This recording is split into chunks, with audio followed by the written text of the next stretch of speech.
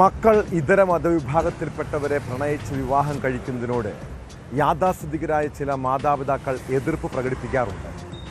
എന്നാൽ ആ എതിർപ്പെല്ലാം മറികടന്ന് സ്വന്തം ഇഷ്ടപ്രകാരം കല്യാണം കഴിക്കുന്ന യുവാക്കളുണ്ട് നമ്മുടെ ഇടയിൽ. ഒരു കുഞ്ഞൊക്കെ ഉണ്ടാകുമ്പോൾ അച്ഛനമ്മമാരുടെ എല്ലാ പിണക്കവും മാറുന്നതാണ് സാധാരണ നമ്മൾ കാണാറുള്ളത്. എന്നാൽ കർണാടകയിൽ ദളിത് യുവാവിനൊപ്പം ഒളിച്ചോടിപ്പോയ മകളോട് വീട്ടുകാർക്ക് തീർത്താൽ തീരാത്ത പകയായിരുന്നു. അവൾ ഗർഭിണിയാണെന്നറിഞ്ഞിട്ടും മകളെ സ്വീകരിക്കാൻ കുടുംബം തയ്യാറായില്ല. ഒടുവിൽ കല്യാണം കഴിഞ്ഞ് 7 മാസം പൂർത്തിയാകും മുൻപ് 19-കാരിയെ അച്ഛനും സഹോദരനും ബന്ധുവും ചേർന്ന് വെട്ടിക്കൊലപ്പെടുത്തുന്നു. പെൺകുട്ടിയുടെ ഭർത്തൃ വീട്ടുകാരെയും കൊലപ്പെടുത്താൻ ശ്രമിച്ചു. ഇതോടൊപ്പം പാലക്കാട് വാളയാറിലെ ആൾക്കൂട്ട കൊലപാതകത്തിൻ്റെ കരളലിയിപ്പിക്കുന്ന കഥകളും പുറത്തുവരുന്നു. വിശദമായി പരിശോധിക്കുകയാണ് പോലീസ് പട്രോൾ. സ്വാഗതം.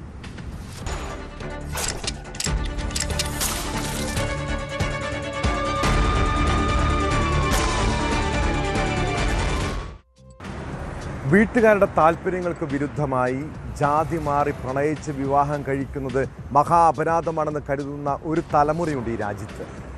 പ്രത്യേകിച്ച് ജാതീയത കൊടികുത്തി വാഴുന്ന ചില സംസ്ഥാനങ്ങളിൽ ജാതിയുടെ പേരിൽ കൊല്ലും കൊലയും നടക്കുന്നത് നിത്യസംഭവമാണ്. നമുക്കൊന്നും ചിന്തിക്കാൻ കഴിയാത്ത സാഹചര്യമാണ് കർണാടകയിലും തമിഴ്നാട്ടിലുമൊക്കെ.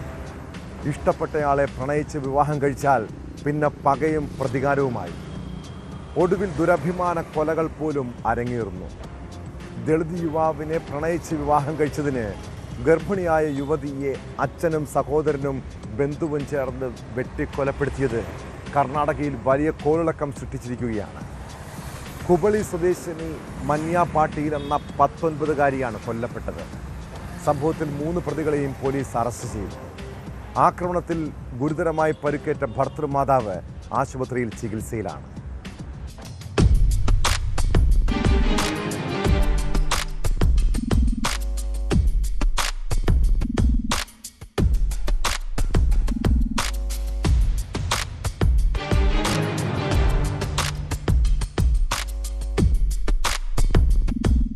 ഹുബ്ബള്ളി ഇനാം വീരാപുര ഗ്രാമത്തിലെ ലിംഗായത്ത് സമുദായത്തിൽപ്പെട്ട മന്യയും ദളിത് വിഭാഗത്തിൽപ്പെട്ട വിവേകാനന്ദയും കഴിഞ്ഞ മെയ്യിലാണ് വിവാഹിതരായത്. ബിരുദ വിദ്യാർത്ഥികളായിരുന്നു ഇരുവരും. മന്യയുടെ കുടുംബത്തിന്റെ കടുത്ത എതിർപ്പിനെ മറികടന്നായിരുന്നു വിവാഹം. തുടർന്ന് ഇരുവരും ഹാവേരിയിലേക്ക് താമസം മാറി. മന്യ ഗർഭിണിയായതിനെ തുടർന്ന് കഴിഞ്ഞ 9-നാണ് ഗ്രാമത്തിലേക്ക് ഇവർ മടങ്ങിയെത്തിയത്. പിന്നാലെ മന്യയുടെ വീട്ടുകാർ വിവേകാനന്ദയുടെ വീട്ടിലെത്തി ഭീഷണിപ്പെടുത്തി. പോലീസ് ഇരു കുടുംബങ്ങളെയും വിളിച്ചു വരുത്തി ചർച്ചകൾ നടത്തുകയും ചെയ്തു. ഞായറാഴ്ച വൈകിട്ട് മന്യയുടെ അച്ഛൻ പ്രകാശ് ഗൌഡ പാട്ടീലും സഹോദരൻ അരുൺ അടക്കമുള്ളവരും സംഘവും ഇവർ താമസിച്ചിരുന്ന വീട്ടിലേക്ക് ഇരച്ചു കയറി ആക്രമിക്കുകയായിരുന്നു. ആക്രമണത്തിൽ വിവേകാനന്ദയുടെ അച്ഛൻ, അമ്മ, ബന്ധു അടക്കം വീട്ടിലുണ്ടായിരുന്ന മുഴുവൻ പേർക്കും വെട്ടേറ്റു. ആക്രമണത്തിൽ സാരമായി പരിക്കേറ്റ മന്യയെ ഉടൻ ആശുപത്രിയിൽ എത്തിച്ചെങ്കിലും മരണം സംഭവിച്ചു. Yesterday there was an incident wherein one girl by name Manya, about 20 years, and her family members were beaten up by the father of the girl and their relatives. And in the incident at about 9:15 the girl has passed away in Vivekananda hospital, and after that the body is shifted to KIMS, and the procedures of inquest and postmortem is going on. After this the body will be taken to Inam Veerapur, where the last rites are going to be conducted. 4 മാസം ഗർഭിണിയായിരുന്നു മന്യ. സംഭവത്തിൽ മന്യയുടെ അച്ഛൻ പ്രകാശ, സഹോദരൻ അരുൺ, ബന്ധു വീരണ്ണ എന്നിവരെ Hubballi rural police arrest ചെയ്തു. ഗുരുതരമായി പരിക്കേറ്റ വിവേകാനന്ദയുടെ അമ്മ ആശുപത്രിയിൽ ചികിത്സയിലാണ്.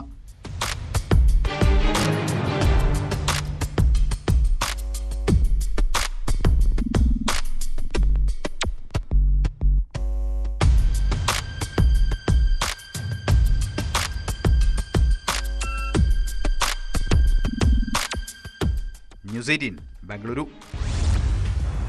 ശരീരമെമ്പാടും അടിയേറ്റ പാടുകൾ, നെഞ്ചത്തും മുഖത്തും ഇടുപ്പിനും ചവിട്ടും മർദ്ദനവുമേറ്റ മുറിവുകൾ. ശരീരത്തിൽ അടിയേൽക്കാത്ത സ്ഥലമില്ല. ആൾക്കൂട്ട മർദ്ദനത്തിനിരയായ രാംനാരായണൻ സംഭവ സ്ഥലത്ത് വെച്ച് തന്നെ ചോര തുപ്പി. കൊല്ലണമെന്ന ഉദ്ദേശത്തോടെയാണ് പ്രതികൾ രാംനാരായണനെ മർദ്ദിച്ചതെന്ന് പോലീസ് തയ്യാറാക്കിയ റിപ്പോർട്ടിൽ വ്യക്തമാക്കുന്നു.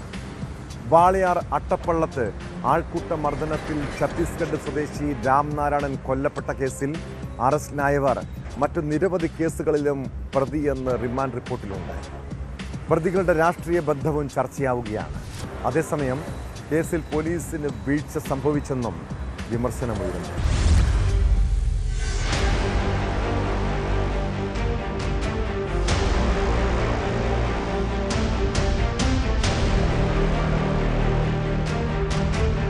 കഴിഞ്ഞ ബുധനാഴ്ച 1 മണിക്കും 4 മണിക്കും ഇടയിലുള്ള സമയത്താണ് രാംനാരായണന് മർദ്ദനമേറ്റതെന്ന് റിപ്പോർട്ടിൽ പറയുന്നു. കൊലപ്പെടുത്തണമെന്ന ഉദ്ദേശത്തോടെയാണ് രാംനാരായണനെ പ്രതികൾ മർദ്ദിച്ചത്. പ്രതികൾ വടി ഉപയോഗിച്ച് ഇതര സംസ്ഥാനക്കാരനായ യുവാവിന്റെ തലയ്ക്കും മുതുകിലും ക്രൂരമായി അടിച്ചു. നെഞ്ചത്തും ഇടുപ്പിലും മുഖത്തും ക്രൂരമായി ചവിട്ടുകയും മർദ്ദിക്കുകയും ചെയ്തു.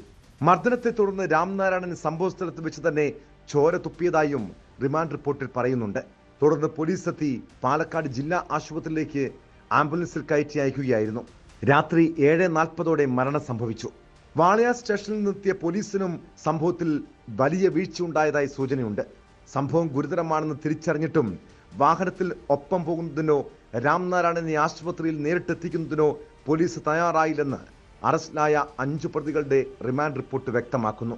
രാംനാരായണൻ മരിച്ചെന്ന് ഉറപ്പാക്കിയ ശേഷമാണ് പോലീസ് കേസിലേക്കും മറ്റ് നടപടികളിലേക്കും കടന്നത്. ഇതിനിടെ പ്രതികളെന്ന് ആരോപിക്കപ്പെട്ടവർ പലരും രക്ഷപ്പെടുകയും ചെയ്തു. 15ഓളം പേരെ അന്നു തന്നെ കസ്റ്റഡിയിലെടുത്തെങ്കിലും ഏറെ പേരെയും പിന്നീട് വിട്ടയച്ചു.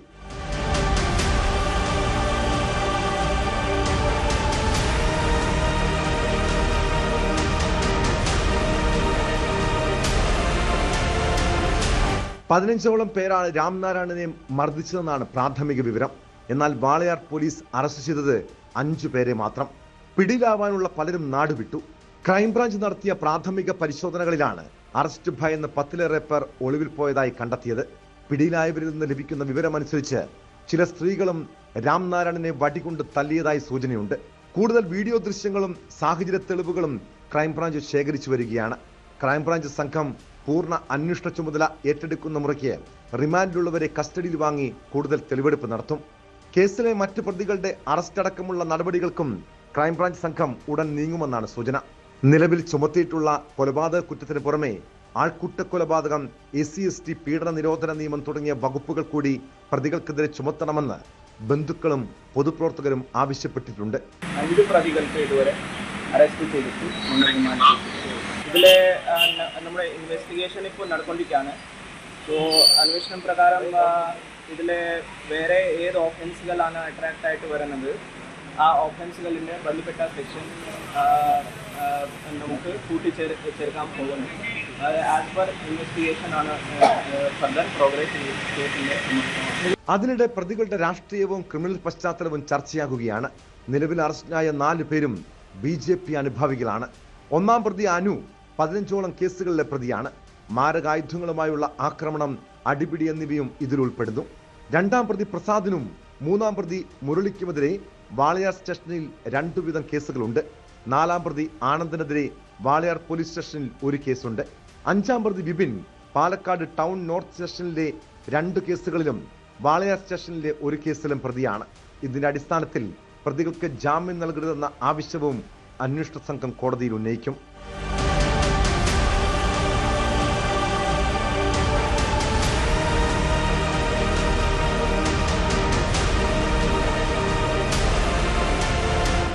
ന്യൂസ് 18 പാലക്കാട്.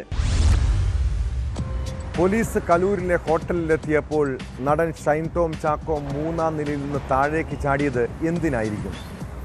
ലഹരി കേസിൽ നടനെ പോലീസ് സംശയമുനയിൽ നിർത്തിയത് അന്നത്തെ ആ ചാട്ടമാണ്. എന്നാൽ ഫോറൻസിക് പരിശോധനാ ഫലം വന്നപ്പോൾ നടൻ ലഹരി ഉപയോഗിച്ചിരുന്നില്ലെന്ന് കണ്ടെത്തൽ. കേസിൽ പോലീസ് കോടതിയിൽ ഉടൻ റിപ്പോർട്ട് നൽകും. ഷൈനിനെയും സുഹൃത്തിനെയും പ്രതിപ്പട്ടികയിൽ നിന്നും ഒഴിവാക്കിയാകും റിപ്പോർട്ട് സമർപ്പിക്കുക. ഇതോടെ ഈ കേസ് ഇല്ലാതാകുമെന്നാണ് സൂചന.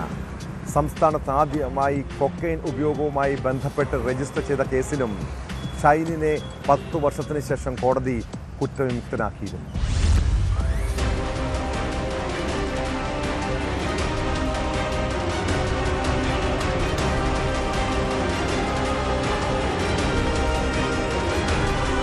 കലൂരിലെ ഹോട്ടലിന്റെ 3ാം നിലയിൽ നിന്ന് ചാടിയതുൾപ്പെടെയുള്ള സംഭവങ്ങൾ അരങ്ങേറിയ ലഹരി കേസിൽ നടൻ ഷൈൻ ടോം ചാക്കോ ലഹരി ഉപയോഗിച്ചിരുന്നില്ലെന്നാണ് കണ്ടെത്തൽ.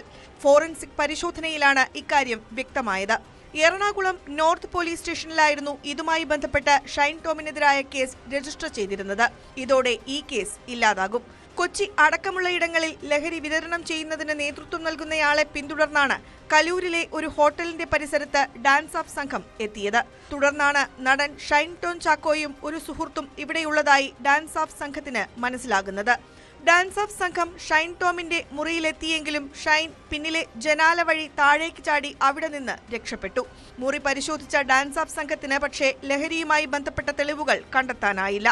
എന്നാൽ പരിശോധനയിൽ നിന്ന് രക്ഷപ്പെടാനായിരുന്നു ഷൈൻ ഓടിയതെന്നും അത് ലഹരി ഉപയോഗവുമായി ബന്ധപ്പെട്ടാണെന്നുമായിരുന്നു പോലീസ് നിലപാട്. തുടർന്ന് ഷൈനിനും സുഹൃത്ത് അഹമ്മദ് മുർഷാദിനുമെതിരെ NDPS നിയമത്തിലെ സെക്ഷൻ 27 അനുസരിച്ച് കേസെടുക്കുകയും ചെയ്തു. ഒളിവിലായിരുന്ന ഷൈൻ 2 ദിവസത്തിനു ശേഷം പോലീസ് മുമ്പാകെ ചോദ്യം ചെയ്യലിന് ഹാജരായി. തുടർന്ന് മുടി, നഖം അടക്കമുള്ളവ ഫോറൻസിക് പരിശോധനയ്ക്ക് അയച്ചു. ഈ പരിശോധനയുടെ അടിസ്ഥാനത്തിലാണ് ഷൈനിന്റെ ശരീരത്തിൽ ലഹരിയുടെ സാന്നിധ്യം കണ്ടെത്താനായിട്ടില്ലെന്ന് വ്യക്തമാക്കിയിട്ടുള്ളത്.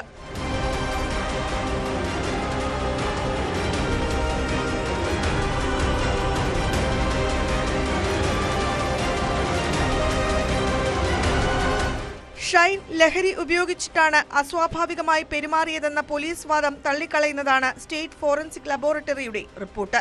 വാതിലിൽ മുട്ടിയത് പോലീസാണെന്ന് തനിക്കറിയില്ലായിരുന്നുവെന്നും ഗുണ്ടകളാണെന്ന് കരുതിയാണ് ഓടിയതെന്നുമായിരുന്നു ഷൈനിന്റെ അന്നത്തെ പ്രതികരണം. നേരത്തെ ആലപ്പുഴയിൽ ഹൈബ്രിഡ് കഞ്ചാവുമായി തസ്ലീമ എന്ന സ്ത്രീയെ പിടികൂടിയ സംഭവത്തിലും ഷൈനിൽ നിന്ന് എക്സൈസ് മൊഴിയെടുത്തിരുന്നു.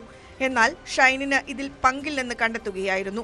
സംസ്ഥാനത്ത് ആദ്യമായി കൊക്കെയ്ൻ ഉപയോഗവുമായി ബന്ധപ്പെട്ട് 2015 രജിസ്റ്റർ ചെയ്ത കേസിലും ഷൈനിനെ അറസ്റ്റ് ചെയ്തിരുന്നുവെങ്കിലും 10 വർഷത്തിനു ശേഷം 2025 കോടതി കുറ്റവിമുക്തനാക്കുകയായിരുന്നു.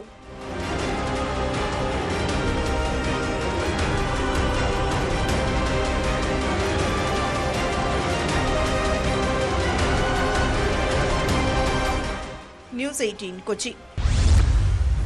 തിരുവനന്തപുരം നഗരത്തിൽ ആ സാധുവായ മനുഷ്യൻ അന്ന് അനുഭവിച്ച അപമാനവും പിന്നീടുണ്ടായ വേട്ടയാടലും മലയാളികളുടെ മനസ്സിനേറ്റ മുറിവായിരുന്നു. ഒരു KSRTC ഡ്രൈവറെയാണ് ഭരണകൂടം കള്ളക്കേസെടുത്ത് പകവീട്ടിയത്. അവിടെ തോന്നിയാസം കാണിച്ചത് മേയറും കുടുംബവുമെന്ന് പകൽ പോലെ വ്യക്തം. പക്ഷേ ആര്യ രാജേന്ദ്രനെയും ഭർത്താവും MLAയുമായ സച്ചിൻ ദേവിനെയും കേസിൽ നിന്നും ഒഴിവാക്കി. എന്നാൽ ജനങ്ങളുടെ കോടതി മാത്രമല്ല, നാട്ടിലെ നീതിപീഠവും എല്ലാം നോക്കിയിരിക്കുന്നുണ്ട്. KSRTC മുൻ ഡ്രൈവറായിരുന്ന യദുവിനെ ആക്രമിച്ച കേസിൽ ആര്യ രാജേന്ദ്രൻ, സച്ചിൻ ദേവ് എന്നിവർക്ക് കോടതി നോട്ടീസ് അയച്ചിരിക്കുന്നു. ഇവരെ ഒഴിവാക്കി കുറ്റപത്രം സമർപ്പിച്ചതിനെതിരെ യദു നൽകിയ ഹർജി ഫയലിൽ സ്വീകരിച്ചാണ് കോടതിയുടെ നടപടി.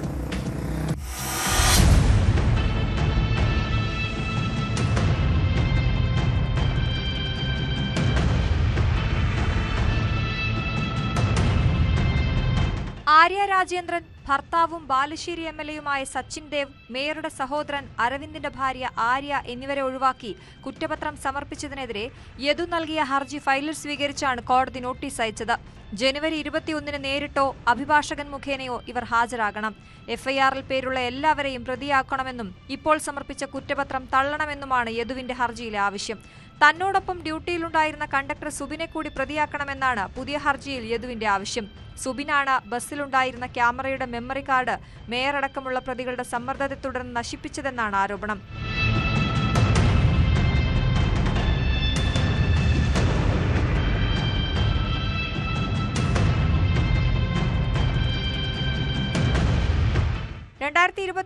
ഏപ്രിൽ 27 പാളയം സാഫല്യം കോംപ്ലക്സിന് മുന്നിൽ വെച്ചായിരുന്നു വിവാദ സംഭവം. ആര്യയും സച്ചിനും അടക്കമുള്ളവർ സഞ്ചരിച്ച സ്വകാര്യ വാഹനം KSRTC ബസ് തടയുകയായിരുന്നു. പിന്നാലെ തർക്കവുമുണ്ടായി. ജോലി തടസ്സപ്പെടുത്തിയതിനും അസഭ്യം പറഞ്ഞതിനും മേയർക്കും MLAയ്ക്കുമെതിരെ ഡ്രൈവർ യദു പരാതി നൽകിയിട്ടും ആദ്യം പോലീസ് കേസെടുത്തില്ല. യദു നൽകിയ സ്വകാര്യ ഹർജി പരിഗണിച്ച കോടതി നിർദ്ദേശിച്ചത് അനുസരിച്ചാണ് കണ്ടോൺമെന്റ് പോലീസ് കേസെടുക്കാൻ തയ്യാറായത്. എന്നാൽ മേയറടക്കമുള്ളവരെ ഒഴിവാക്കിയാണ് പോലീസ് കുറ്റപത്രം നൽകിയത്. നിലവിൽ മേയറുടെ സഹോദരൻ അരവിന്ദ് എന്ന നന്ദു മാത്രമാണ് പ്രതി. മേയർക്കെതിരെ അശ്ലീലാംഗ്യം കാണിച്ചതിന് യദുവിനെതിരെയും കേസുണ്ട്.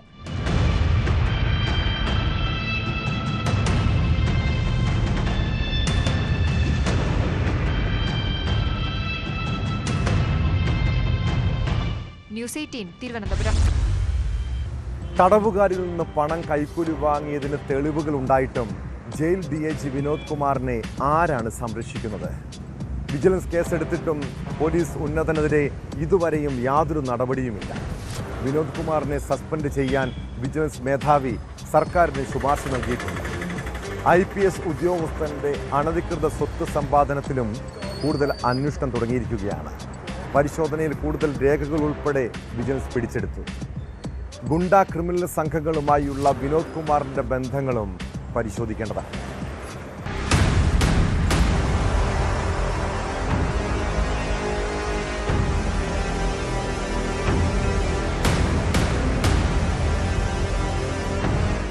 കൈക്കൂലിക്കേസിൽ പ്രതിയായ ജയിൽ DIG MK വിനോദ് കുമാറിനെ സസ്പെൻഡ് ചെയ്യാൻ വിജിലൻസ് മേധാവിയാണ് ശുപാർശ ചെയ്തത്.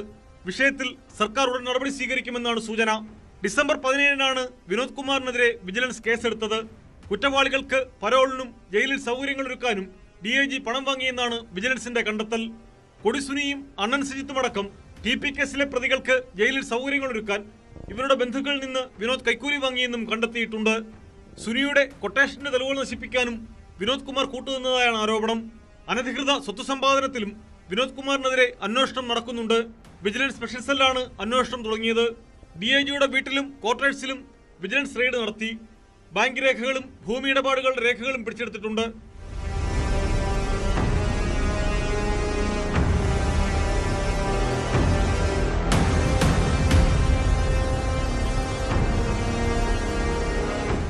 പന്ത്രണ്ട് തടവുകാരുടെ ബന്ധുക്കളിൽ നിന്ന് വിനോദ് കുമാർ പണം വാങ്ങിയിട്ടുള്ളതായാണ് കണ്ടെത്തൽ. ഗൂഗിൾ പേ വഴിയും ഇടനിലക്കാരൻ വഴിയുമാണ് പണം വാങ്ങിയിരുന്നത്. വിയ്യൂർ ജയിലിലെ വിരമിച്ച ഉദ്യോഗസ്ഥനായിരുന്നു ഇടനിലക്കാരൻ. സ്ഥലം മാറ്റത്തിനായി വിനോദ് കുമാർ ജീവനക്കാരിൽ നിന്നും പണം വാങ്ങിയിരുന്നുവെന്നും വിവരമുണ്ട്. ഇക്കാര്യങ്ങളെല്ലാം അന്വേഷണ പരിധിയിൽ വരും. ഇടനിലനിന്നവരടക്കം കൂടുതൽ പേരിലേക്കും അന്വേഷണം വ്യാപിപ്പിക്കും. കണ്ണൂർ ജയിൽ സൂപ്രണ്ടായിരുന്നപ്പോൾ സ്ഥിരമായി ജോലിക്ക് ഹാജരാകാത്തതിന് സസ്പെൻഷൻ നടപടി നേരിട്ടയാളാണ് വിനോദ് കുമാർ. TP കേസിലെ പ്രതികൾക്ക് വിയ്യൂരിൽ വഴിവിട്ട സൗകര്യങ്ങളൊരുക്കിയതിനും സസ്പെൻഷൻ ഉണ്ടായി. ഉന്നത ബന്ധങ്ങൾ ഉപയോഗിച്ച് വകുപ്പുതല അന്വേഷണങ്ങളെല്ലാം ഒതുക്കിയതോടെ വിനോദ് കുമാറിനെ DIG-ആയി ജയിൽ ആസ്ഥാനത്ത് നിയമിച്ചു. വിരമിക്കാൻ 4 മാസം ബാക്കി നിൽക്കെയാണ് വിനോദ് വിജിലൻസ് കേസിൽ പ്രതിയാകുന്നത്.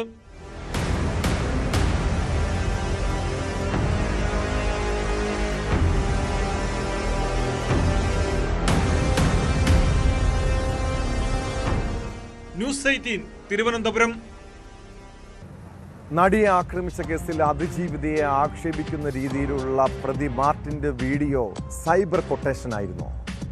ആ വീഡിയോ പ്രചരിപ്പിക്കാൻ ആരാണ് ഇടപെട്ടത്? അതിജീവിതയുടെ പേര് വെളിപ്പെടുത്തുകയും അപമാനിക്കുകയും ചെയ്യുന്ന വീഡിയോ പ്രചരിപ്പിച്ചവരും ഷെയർ ചെയ്തവരുമെല്ലാം കരുതിയിരുന്നു. നിങ്ങൾക്കുള്ള പണി പിന്നാലെ വരുന്നുണ്ട്. രണ്ടാം പ്രതി മാർട്ടിൻ ആന്റണിയുടെ വീഡിയോ ഫേസ്ബുക്കിൽ പങ്കുവെച്ച 3 പേരെ പോലീസ് അറസ്റ്റ് ചെയ്തു. സംഭവത്തിൽ കൂടുതൽ അറസ്റ്റുകൾ വരും ദിവസങ്ങളിൽ ഉണ്ടായേക്കുമെന്നാണ് സൂചന. കേസിൽ മാർട്ടിനെതിരെ നേരത്തെ ജാമ്യമില്ലാ വകുപ്പ് ചുമത്തി കേസെടുത്തിട്ടുണ്ട്.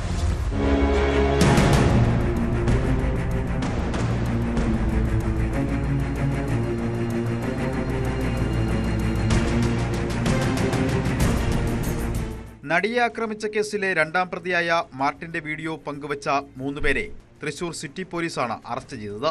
എറണാകുളം, ആലപ്പുഴ, തൃശൂർ സ്വദേശികളാണ് പിടിയിലായവർ. ഇവർ പണം വാങ്ങി ദുരുദ്ദേശത്തോടെ വീഡിയോ ഷെയർ ചെയ്തു എന്നാണ് പോലീസ് കണ്ടെത്തൽ. 200-ലേറെ സൈറ്റുകളിൽ ഇത്തരത്തിൽ വീഡിയോ ഷെയർ ചെയ്തതായും പോലീസ് കണ്ടെത്തി. ഈ സൈറ്റുകളെല്ലാം പോലീസ് ഇല്ലാതെയാക്കിയിട്ടുണ്ട്. ഭാരതീയ ന്യായ സംഹിതയുടെ 72, 75, IT ആക്ട് സെക്ഷൻ 67 ഉൾപ്പെടെ ജാമ്യമില്ലാത്ത വകുപ്പുകൾ ചുമത്തിയാണ് നടപടി. വീഡിയോ ഷെയർ ചെയ്തവർക്കെതിരെയും കർശന നടപടിയുണ്ടാകുമെന്ന് പോലീസ് മുന്നറിയിപ്പ് നൽകിയിട്ടുണ്ട്. ഇപ്പോഴും പ്രചരിക്കുന്ന പേജുകളിൽ നിന്ന് വീഡിയോ നീക്കം ചെയ്യാൻ അഡ്മിന്മാർക്ക് നിർദ്ദേശം നൽകി. സംഭവത്തിൽ കൂടുതൽ അറസ്റ്റുകൾ വരും ദിവസങ്ങളിൽ ഉണ്ടായേക്കുമെന്നാണ് സൂചന.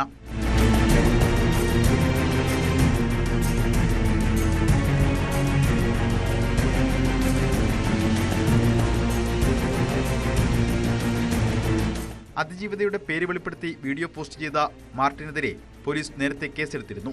ഈ വീഡിയോ പങ്കുവച്ചവർക്കെതിരെയും നടപടി വേണമെന്ന് അതിജീവിത ആവശ്യപ്പെട്ടിരുന്നു. സമൂഹ മാധ്യമങ്ങളിൽ തെറ്റായ വിവരങ്ങൾ പ്രചരിപ്പിക്കുന്നുവെന്നും വ്യക്തിപരമായ വിവരങ്ങൾ പങ്കുവയ്ക്കുന്നുവെന്നുമായിരുന്നു അതിജീവിതയുടെ പരാതി. മാർട്ടിന്റെ വീഡിയോയിൽ ഗൂഢാലോചന സംശയിച്ചാണ് പോലീസ് അന്വേഷണം നടത്തിയത്.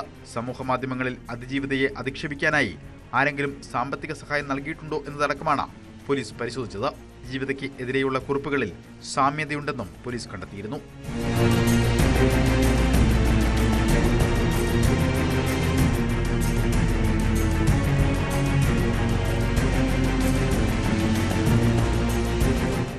ന്യൂസ് 18 തൃശൂർ. BJP നേതാക്കൾ ക്രിസ്മസ് കേക്കുമായി അരമനകളും വീടുകളും കയറി ഇറങ്ങുന്ന കാലമാണ്. എന്നാൽ പ്രവർത്തകർക്ക് കേക്കും കരോളും ഒക്കെ കണ്ടാൽ ഹാലിളകും.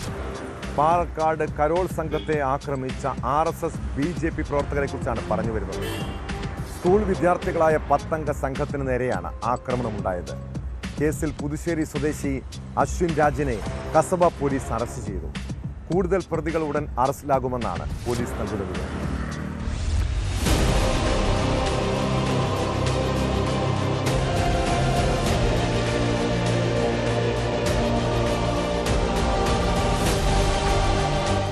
ഞായറാഴ്ച രാത്രിയാണ് സ്കൂൾ വിദ്യാർത്ഥികളായ 10 അംഗ സംഘം ക്രിസ്മസ് കരോളും ബാൻഡ് വാദ്യങ്ങളുമായി കാളാണ്ടിത്തറയിൽ എത്തിയത്. ഈ സമയം സംഘം കൂടി നിന്നിരുന്ന RSS BJP പ്രവർത്തകർ ഇവരെ തടഞ്ഞ് പ്രദേശത്ത് കരോളുമായി വരരുതെന്ന് ആവശ്യപ്പെട്ട് ഭീഷണിപ്പെടുത്തി. ഇതിനിടയിൽ അശ്വിൻ രാജ് ചില കുട്ടികളെ മർദ്ദിക്കുകയും ഇവരുടെ പക്കലുണ്ടായിരുന്ന ബാൻഡ് ഉപകരണങ്ങൾ തള്ളിപ്പൊട്ടിക്കുകയും ചെയ്തതായാണ് പരാതി.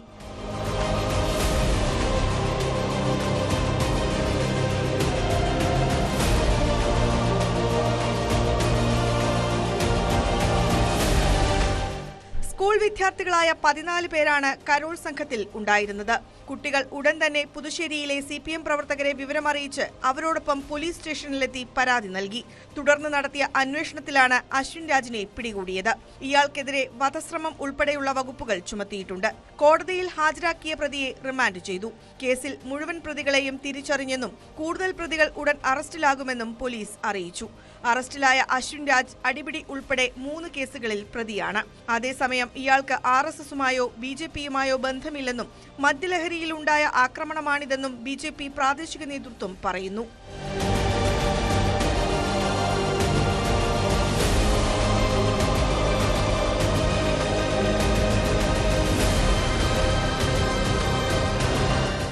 News 18 Palakkad.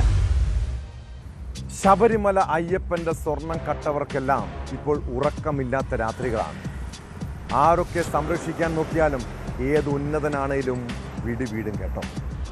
Chennai smart creation CEO Pankaj ഭണ്ഡാരിയെയും ബെല്ലാരിയിലെ ജ്വല്ലറി ഉടമ ഗോവർദ്ധനെയും ചോദ്യം ചെയ്താൽ കൂടുതൽ പേരുടെ പങ്ക് പുറത്തുവരുമെന്നാണ് സൂചന. ഇവരെ വിശദമായി ചോദ്യം ചെയ്യാൻ അന്വേഷണ സംഘം നീക്കം തുടങ്ങിയിട്ടുണ്ട്. അതേസമയം തന്നെ കള്ളക്കേസിൽ കുടുക്കിയെന്നാണെന്ന് ആരോപിച്ച് ഗോവർദ്ധൻ ഹൈക്കോടതിയിൽ ജാമ്യാപേക്ഷ സമർപ്പിച്ചു. SIT സ്വർണം പിടിച്ചെടുത്തത് ഭീഷണിപ്പെടുത്തിയാണെന്നും ജാമ്യാപേക്ഷയിൽ പറയുന്നു.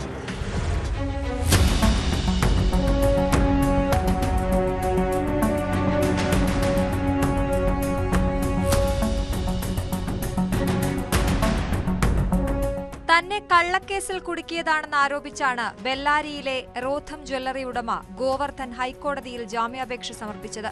ദ്വാരപാലക ശില്പങ്ങളിൽ സ്വർണം പൂശിയ ശേഷം ബാക്കി വന്ന 474 ഗ്രാം സ്വർണത്തിന് പകരമായി 9,99,995 രൂപ 5 ഡിമാൻഡ് ഡ്രാഫ്റ്റുകളായി തിരുവിതാംകൂർ ദേവസ്വം ബോർഡിന് നൽകിയെന്ന് ഗോവർദ്ധൻ പറയുന്നു. ദേവസ്വം ബോർഡിന്റെ അന്നദാന ട്രസ്റ്റിലേക്കാണ് ഈ തുക കൈമാറിയത്. പണം നൽകിയതിന്റെ രേഖകൾ കോടതിയിൽ ഹാജരാക്കിയിട്ടുണ്ട്. ഇതിനു പുറമെ ശബരിമലയിൽ ഏകദേശം 2,73,000 രൂപ വിലമതിക്കുന്ന ഒരു സ്വർണമാലയും താൻ നിർമ്മിച്ചു നൽകിയിട്ടുണ്ടെന്ന് ജാമ്യാപേക്ഷയിൽ പറയുന്നു. ഈ സ്വർണമാലയ്ക്കായി ശബരിമല എക്സിക്യൂട്ടീവ് ഓഫീസറുടെ പേരിൽ 43,000 രൂപ മുടക്കി ഇൻഷുറൻസ് എടുത്തിരുന്നു. അന്വേഷണ സംഘം തന്നെ അറസ്റ്റ് ചെയ്യുമെന്ന് ഭീഷണിപ്പെടുത്തിയാണ് ജ്വല്ലറിയിൽ നിന്ന് 474 ഗ്രാം സ്വർണം പിടിച്ചെടുത്തത്. സ്വർണത്തിന് പകരമുള്ള പണം ദേവസ്വത്തിന് നേരത്തെ നൽകിയ സാഹചര്യത്തിൽ വീണ്ടും സ്വർണം പിടിച്ചെടുത്തതിലൂടെ തനിക്ക് ഇരട്ടി നഷ്ടം സംഭവിച്ചുവെന്നാണ് ഗോവർദ്ധൻ കോടതിയെ അറിയിച്ചിരിക്കുന്നത്.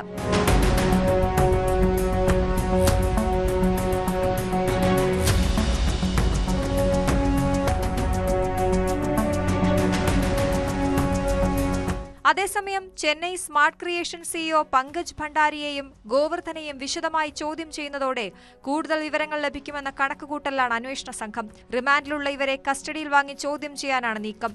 അതേസമയം N. വാസുവിനെ കൊല്ലം വിജിലൻസ് കോടതി ജനുവരി 5 വരെ റിമാൻഡ് ചെയ്തു.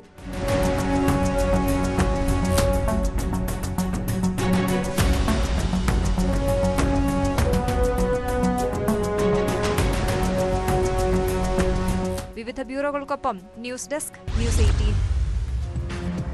നിങ്ങളുടെ വാഹനം കൺമുന്നിൽ വെച്ചൊരു കള്ളൻ മോഷ്ടിക്കുന്നത് കണ്ടാൽ എന്താകും ചെയ്യുക? സ്വാഭാവികമായും മോഷ്ടാവിന് പിന്നാലെ ഓടും. അയാളെ പ്രതിരോധിക്കാനും നോക്കും. എന്നാൽ ഇപ്പോൾ കയ്യിൽ ആയുധം കൊണ്ടാണ് കവർച്ചാ സംഘം ഇറങ്ങുന്നത്. മോഷണം തടഞ്ഞാൽ ചിലപ്പോൾ അവർ ആക്രമിക്കാനും സാധ്യതയുണ്ട്. കൊല്ലം പരവൂരിൽ ബൈക്ക് മോഷണം തടഞ്ഞ വ്യാപാരിയെ കുത്തി പരിക്കേൽപ്പിച്ച സംഭവത്തിലേക്കാണ്. കടയ്ക്ക് മുന്നിൽ വെച്ചിരുന്ന ബുള്ളറ്റ് മോഷ്ടിക്കുന്നത് തടഞ്ഞ വ്യാപാരിക്ക് നേരെയാണ് ആക്രമണമുണ്ടായത്. കേസിൽ 2 പേരെ പരവൂർ പോലീസ് അറസ്റ്റ് ചെയ്തു. CCTV ക്യാമറയിൽ പതിഞ്ഞ ദൃശ്യങ്ങളാണ് കേസിൽ നിർണായകമായത്.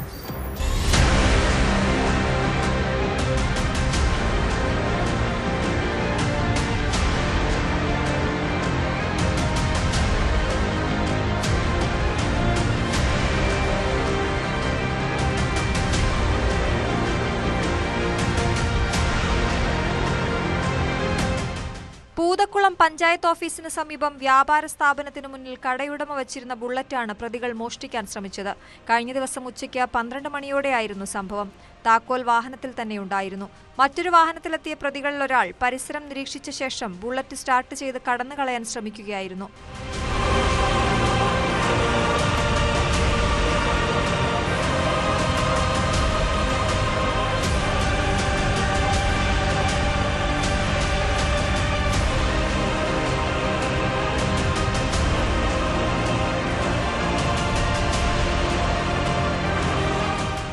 ശബ്ദം കേട്ട് പുറത്തേക്കിറങ്ങിയ ഉടമ പിന്തുടർന്ന് പിടികൂടാൻ ശ്രമിച്ചപ്പോഴാണ് 1-ാം പ്രതിയായ പാർത്ഥൻ കൈവശം കരുതിയിരുന്ന ആയുധം ഉപയോഗിച്ച് തലയിൽ കുത്തി പരിക്കേൽപ്പിച്ചത്. തുടർന്ന് വാഹനം ഉപേക്ഷിച്ച് സമീപത്ത് കാത്തുനിന്നിരുന്ന 2-ാം പ്രതിയായ സായി കൃഷ്ണനൊപ്പം രക്ഷപ്പെടുകയായിരുന്നു.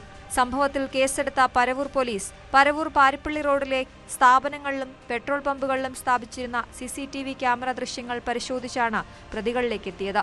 പ്രതികൾ ഉപയോഗിച്ച വാഹനം കാപ്പിൽ സ്വദേശിയുടേതാണെന്ന് കണ്ടെത്തി. തുടർന്നാണ് പ്രതികളെ അറസ്റ്റ് ചെയ്തത്. തെളിവെടുപ്പിന് ശേഷം കോടതിയിൽ ഹാജരാക്കിയ ഇവരെ റിമാൻഡ് ചെയ്തു.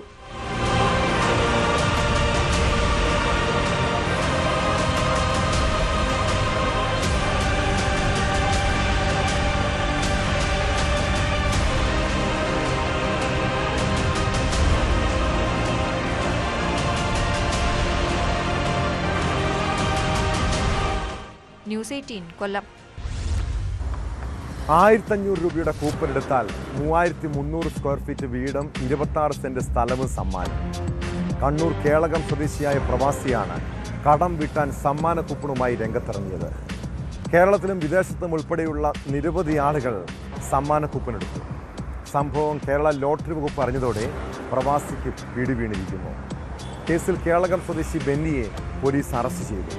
ബാങ്കിലെ വായ്പ അടയ്ക്കാനും ഭാര്യയുടെ ചികിത്സയ്ക്കും വേണ്ടിയാണ് ബെന്നി ഭാഗ്യപരീക്ഷണത്തിനിറങ്ങിയത്. ലോട്ടറി വകുപ്പിന്റെ ഇടപെടലിനെ തുടർന്നാണ് പോലീസിന്റെ നടപടി.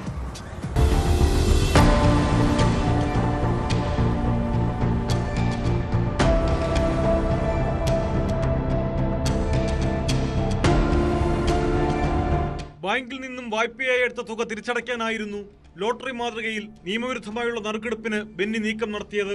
ഇത് ശ്രദ്ധയിൽപ്പെട്ട ലോട്ടറി വകുപ്പിന്റെ പരാതിയിലാണ് പോലീസിന്റെ നടപടി. ദീർഘനാളായി വിദേശത്തായിരുന്ന ബെന്നി ബിസിനസ് തകർന്നതിനെ തുടർന്നാണ് നാട്ടിലെത്തിയത്. ഇതിനിടെ ഭാര്യ രോഗബാധിതയായതോടെ കടബാധ്യത കൂടി. സ്വകാര്യ ധനകാര്യ സ്ഥാപനത്തിൽ വീടും സ്ഥലവും ഈടായി നൽകിയെടുത്ത 85 ലക്ഷം രൂപ തിരിച്ചടയ്ക്കാനാണ് ആളുകളിൽ നിന്ന് പണം സമാഹരിച്ചുകൊണ്ടുള്ള സമ്മാന കൂപ്പൺ നറുക്കെടുപ്പ് ആസൂത്രണം ചെയ്തത്. ഇതിനായി 1500 രൂപ നിരക്കിൽ 10000 കൂപ്പൺ അച്ചടിച്ചു. കേരളത്തിലും വിദേശത്തും ഉൾപ്പെടെയുള്ള നിരവധി ആളുകളാണ് പദ്ധതിയിൽ അംഗമായത്. 1-ാം സമ്മാനമായി 26 സെന്റ് സ്ഥലവും 3300 സ്ക്വയർ ഫീറ്റ് വീടുമായിരുന്നു വാഗ്ദാനം. തുടർന്ന് 2, 3, 4 വിജയികൾക്ക് യഥാക്രമം used Thar jeep, car, bullet എന്നിവയും ഉറപ്പു നൽകി. ഏതാനും മാസങ്ങൾ കൊണ്ട് 9000-ഓളം കൂപ്പണുകൾ വിൽക്കാനായി.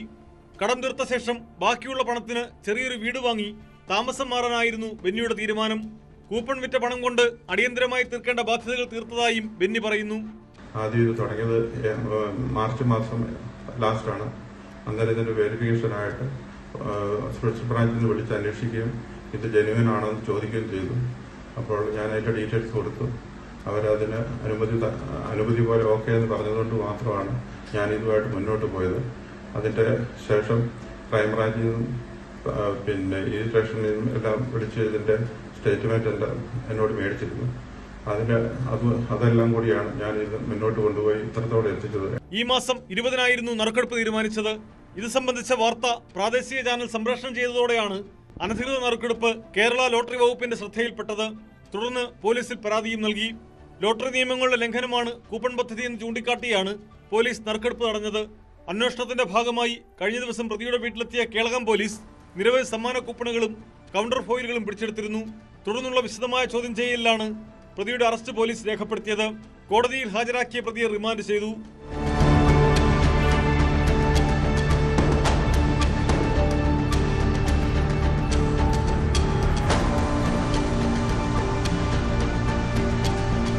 ന്യൂസ് 18 കണ്ണൂർ.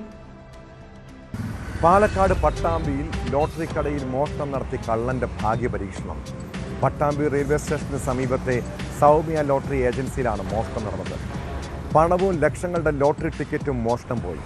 സ്ഥാപന ഉടമയുടെ പരാതിയിൽ പട്ടാമ്പി പോലീസ് കേസെടുത്ത് അന്വേഷണം തുടങ്ങിയിട്ടുണ്ട്. സ്ഥലത്തെ സ്ഥിരം മോഷ്ടാക്കളെയും ഇതര സംസ്ഥാന തൊഴിലാളികളെയും കേന്ദ്രീകരിച്ചാണ് പോലീസിന്റെ അന്വേഷണം.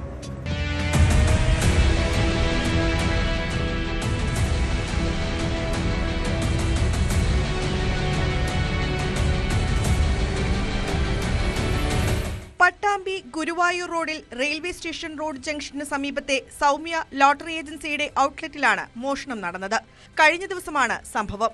ഞായറാഴ്ച രാവിലെ ജീവനക്കാരനെത്തി കട തുറക്കാൻ നോക്കിയപ്പോഴാണ് മോഷണ വിവരം അറിയുന്നത്.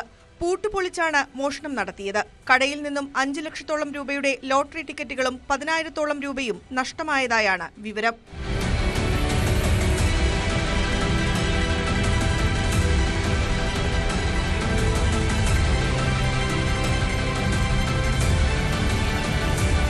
സ്ഥാപന ഉടമയുടെ പരാതിയുടെ അടിസ്ഥാനത്തിൽ പട്ടാമ്പി പോലീസ് സ്ഥലത്തെത്തി അന്വേഷണം തുടങ്ങി. ഡോഗ് സ്ക്വാഡും വിരലടയാള വിദഗ്ധരും സ്ഥലത്തെത്തി പരിശോധന നടത്തി. മണം പിടിച്ച് പോലീസ് നായ പട്ടാമ്പി പാലം വരെ പോയി തിരിച്ചുവന്നു.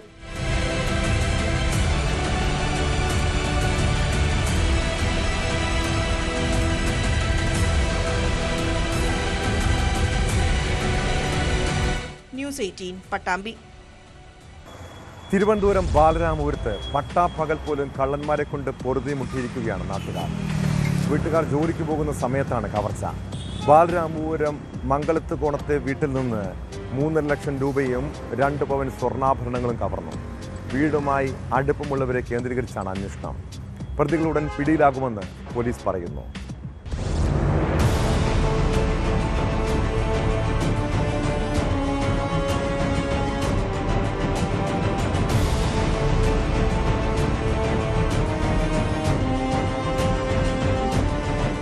ബാലരാമപുരം മംഗലത്തുകോണം സ്വദേശി ഗംഗന്റെ വീട്ടിലാണ് മോഷണം നടന്നത്. ഈ സമയം ഗംഗൻ ജോലിക്ക് പോവുകയും ഭാര്യ കുട്ടികളുമായി സ്കൂളിൽ പോവുകയും ചെയ്തിരുന്നു. ഭാര്യയും കുട്ടികളും ഉച്ചയ്ക്ക് ശേഷം തിരികെ വീട്ടിലെത്തിയപ്പോഴാണ് വീടിന്റെ വാതിൽ കുത്തിത്തുറന്ന നിലയിൽ കാണപ്പെട്ടത്. വീടിനുള്ളിലെ അലമാര കുത്തിത്തുറന്ന് അതിൽ സൂക്ഷിച്ചിരുന്ന വസ്ത്രങ്ങൾ വാരി വലിച്ചെറിഞ്ഞ നിലയിലാണ്. മുറിയിലെ മേശ കുത്തിത്തുറന്ന് 2 പവൻ സ്വർണ്ണാഭരണങ്ങളും 3.5 ലക്ഷം രൂപയും മോഷ്ടാവ് അപഹരിച്ചു.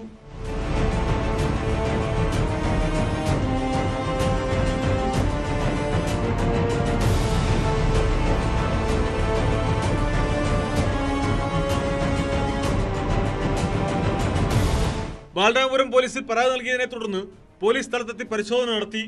വിരലടയാള വിദഗ്ധരും ഡോഗ് സ്ക്വാഡും സ്ഥലം പരിശോധിച്ചു. പ്രതികൾ ഉടൻ പിടിയിലാകുമെന്ന് ബാലരാമപുരം പോലീസ് അറിയിച്ചു.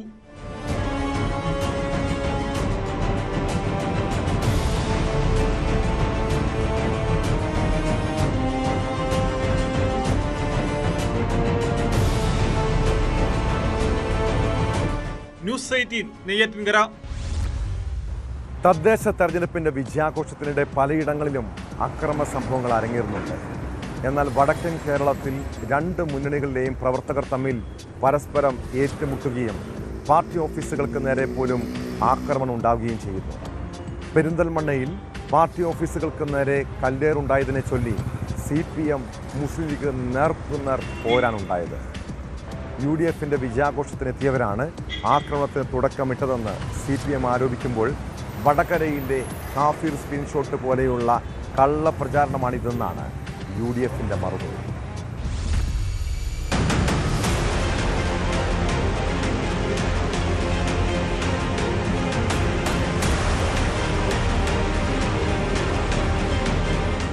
UDFന്റെ വിജയാഘോഷത്തിനിടെ മുസ്ലിം ലീഗ് പ്രവർത്തകർ CPM ഏരിയ കമ്മിറ്റി ഓഫീസിന് നേരെ കല്ലെറിഞ്ഞുവെന്നാണ് CPMന്റെ ആരോപണം.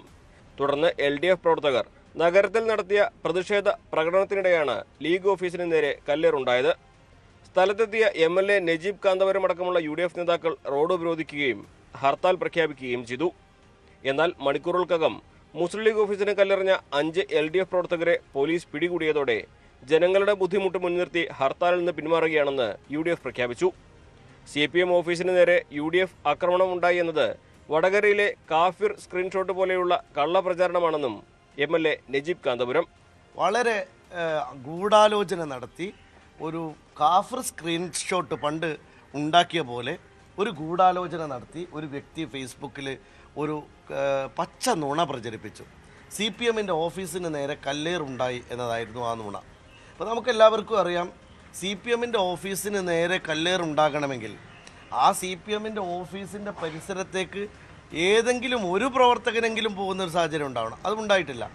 അപ്പോൾ സ്വാഭാവികമായിട്ടും അത്തരമൊരു നുണപ്രചരണത്തിൻ്റെ ഭാഗമായിട്ട്, അത്തരമൊരു കള്ളപ്രചരണത്തിൻ്റെ ഭാഗമായിട്ട് CPM ഒരു വലിയ ഗൂഢാലോചന നടത്തി ആളുകളെ വിളിച്ചു ചേർക്കുകയാണ്. എന്നാൽ വസ്തുതകൾ മറച്ചുവെച്ച് MLA കള്ളം പറയുകയാണെന്നാണ് ഇടതുപക്ഷത്തിന്റെ വിശദീകരണം. പാർട്ടി ഓഫീസിന് നേരെ കല്ലേറുണ്ടായപ്പോൾ പ്രവർത്തകർ സംഘടിച്ചു. പ്രതിഷേധത്തിൽ ദൗർഭാഗ്യകരമായ സംഭവങ്ങൾ ഉണ്ടായി എന്നത് വസ്തുതയാണ്. പ്രശ്നം പരിഹരിക്കാൻ ശ്രമിക്കാതെ വഷളാക്കാനാണ് MLA ശ്രമിച്ചതെന്നും V ശശികുമാർ ആരോപിച്ചു.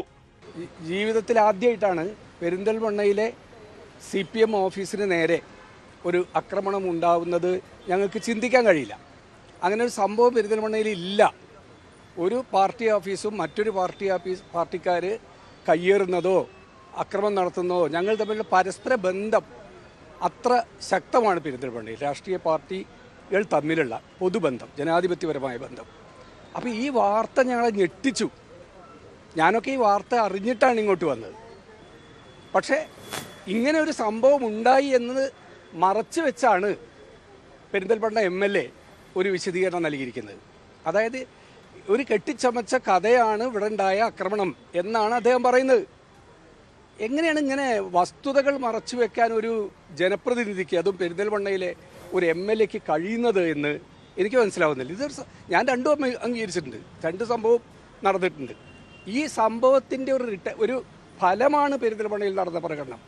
അതിനെന്തിനാ മറച്ചു വെക്കുന്നത്? കഴിഞ്ഞ തദ്ദേശ തെരഞ്ഞെടുപ്പിൽ പെരിന്തൽമണ്ണ നഗരസഭ ഭരണം ഇടതുപക്ഷത്തിന് നഷ്ടമായിരുന്നു. 30 വർഷത്തിനു ശേഷമാണ് പെരിന്തൽമണ്ണ നഗരസഭ UDF വിജയിക്കുന്നത്. ഇതിന്റെ വിജയാഘോഷത്തിനിടെയാണ് പാർട്ടി ഓഫീസുകൾക്ക് നേരെ കല്ലേറടക്കമുള്ള അനിഷ്ട സംഭവങ്ങൾ നടന്നത്.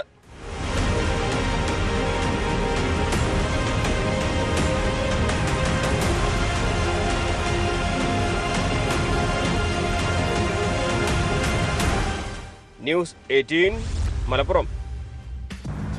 നമ്മുടെ നാട്ടിൽ രാഷ്ട്രീയം തൊഴിലാക്കി ജീവിക്കുന്നവരുണ്ട്. ഒരു ജനപ്രതിനിധിയായാൽ പിന്നെ ജനങ്ങളെ കൊള്ളയടിക്കുകയാണ് ചിലരുടെ ലക്ഷ്യം. അതിനായി കിട്ടുന്നതെല്ലാം കക്കും.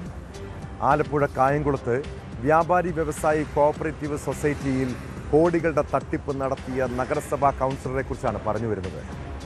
കായംകുളം കേന്ദ്രമായി പ്രവർത്തിച്ചു വരുന്ന കോഓപ്പറേറ്റീവ് സൊസൈറ്റിയിൽ നിക്ഷേപമായും ചിട്ടിയായും നിരവധി ആളുകളിൽ നിന്നും 1 കോടിയിലധികം രൂപ തട്ടിയെടുത്ത കേസിലാണ് കായംകുളം നഗരസഭാ കൗൺസിലർ നുജുമുദ്ദീൻ ആലുംമുട്ടിൽ അറസ്റ്റിലായത്. 2020 മുതൽ 2024 വരെയും വ്യാപാരി വ്യവസായി കോഓപ്പറേറ്റീവ് സൊസൈറ്റിയുടെ പ്രസിഡന്റായിരുന്നു നുജുമുദ്ദീൻ. ആ കാലയളവിൽ നടന്ന തട്ടിപ്പിലാണ് നൂർനാട് പോലീസിന്റെ നടപടി.